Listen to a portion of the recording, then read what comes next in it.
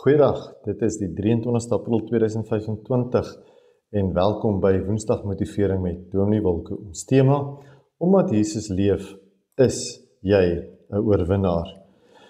In Johannes 16 vers 33 sê Jesus, dit het ek vir julle gesê, sodat julle in my vrede mag vind. In die wêreld ervaar julle swaar kry, maar hou moed, ek het reeds die wêreld oorwin. In hierdie hoofstuk is Jesus besig om die disippels voor te berei vir dit wat voorlê. Sy laaste ure het aangebreek. Dit is sy laaste week op aarde.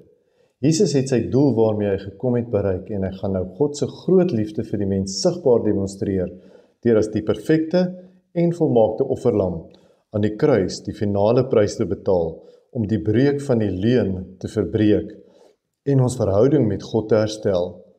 Die tempel word herstel binne sy kerk en in ons, sy kinders in wie die Heilige Gees woon. God is nou hier teenwoordig in die wêreld, oral waar sy kinders en sy kerk is hy. Dan in hierdie vers 33 van Johannes 16 sê Jesus 'n interessante ding. Hy praat asof die saak reeds afgehandel is. Ek het die wêreld oorwin.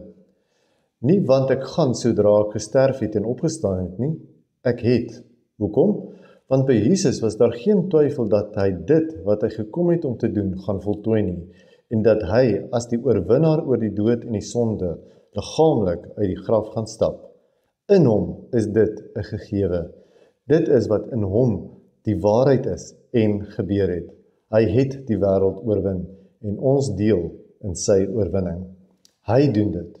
Daarom sê Paulus vir ons in 1 Korintiërs 15, as ons nie glo dat hy fisiek, liggaamlik opgestaan het nie, ons bedrieg is, dat ons hele geloof en kerkwees sinneloos, vergeefs was en dat ons beklaanswaardig en steeds verlore is. Vrydag het Jesus die offer gebring, maar dit is sonder enige waarde en betekenis as hy nie die bron van die dood, die sonde kom oorwin het nie. So wanneer hy uit daardie graf Sondagoggend stap, gebeur die grootste ding wat die geskiedenis van die wêreld verander het. Omdat hy uitstap, kan ons lewe. Te midde van, ten spyte van en in hierdie sondige wêreld, ons eie sondige vlees en ons eie onvermoëns. Maar selfs iets groter gebeur. Jesus gaan voort met sy werk. Hy begin sy kerk. En om dit te doen, gee hy ons sy Heilige Gees. Dit is nie ons, dis wat probeer kerk wees en 'n instansie hier op aarde aan die gang hou nie. Hy doen dit in en deur ons, want anders sou ons nooit kerk, Jesus se liggaam, kon wees nie. So wanneer hy uitstap uit die graf, uit as oorwinnaar, maak hy ons oorwinnaars. Daarom is jy 'n oorwinnaar, want Jesus het opgestaan. Oorwinning oor wat? 1 Korintiërs 15 vers 53 tot 58, hy oorwin die dood en die sonde. Die gevolg van die sonde is dood, en sonde word gevoed deur die wet. Met ander woorde, ons poging om self God se gunste te wen en in sy teenwoordigheid te leef, om God se aanvaarding te probeer verdien en te wonder of ons ooit goed genoeg sal wees vir God. Die waarheid is, ons kan nie. Dit is hoekom Jesus kom, om dit in ons te kom doen. Om die sluier van die leuen te lig dat God nie hier is nie, dat God se liefde nie vir my is nie, dat ek dit moet verdien, dat God iets teen my het. Ons is nie die probleem nie, sonde is. Ons keuse vir die dood in onsself, want ons leef in 'n sondige werklikheid, is die probleem. Jesus kom sodat die leuen ontbloot kan word, die Satan in die wêreld oorwin kan word en hulle houvas op ons kan verloor. Jesus doen dit deur uit die graf te stap in 'n liggaamlike vorm. Hy wys dat die dood nie die einde is nie en dat hierdie wêreld tydelik is, maar dat ons nou die besluit neem of ons in die ewigheid van sy oorwinning saam met hom gaan leef. Jesus leef, dis ons as kerk leef. Nie my eie lewe nie, want soos Jesus sy lewe aflê sodat ons kan lewe, moet ek my eie lewe aflê en tot geloof in hom begin leef. Ons het baie woorde om dit te beskryf, soos bekering of wedergeboorte. Dit beteken basies dit.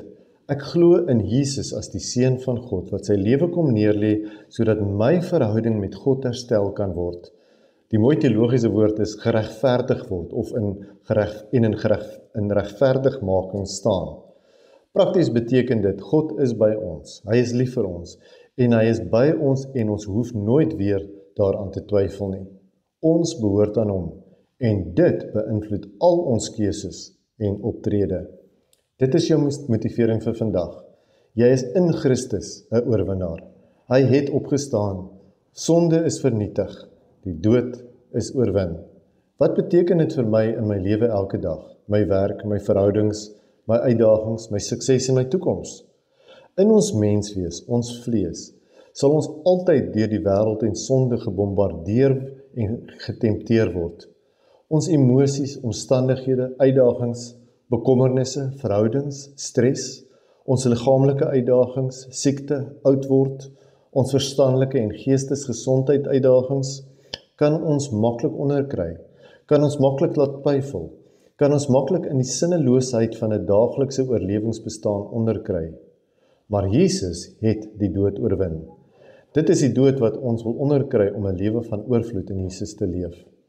Hy het egter die wêreld, die sonde, die dood oorwin, en daarom kan ons elke dag kies om te lewe, om nie toe te laat dat hierdie uitdagings ons gaan onderkry nie, maar dat ons dit na God die Vader gaan neem, hom met ons lewens en ons pad te vertrou, en om vorentoe te bly beweeg, om vrug te dra en ons doel op aarde te vervul. Romeine 8 vra die vraag of enigiets in hierdie lewe my van God se liefde en die oorwinning in Jesus kan skei, en die antwoord in vers 37 is, maar in alles is ons meer as oorwinnaars deur hom wat sy liefde aan ons bewys het, want, gaan hy voort om te sê, dat niks my van God se liefde kan skei nie, want ek behoort en is in Christus. Kom ons bid saam.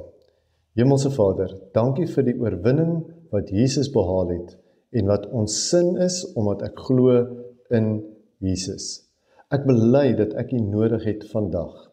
Help my Heilige Gees om lewe te kies en my oog, my fokus op Jesus en die oorwinning waarin ek in hom deel, te hou. Ons bid dit alles in die naam van Jesus. Amen. Geniet die dag. Kies lewe en leef as 'n oorwinnaar in die oorwinning waarin jy in Christus Jesus deel. Dit is Woensdag Motivering met Dominee Wilko.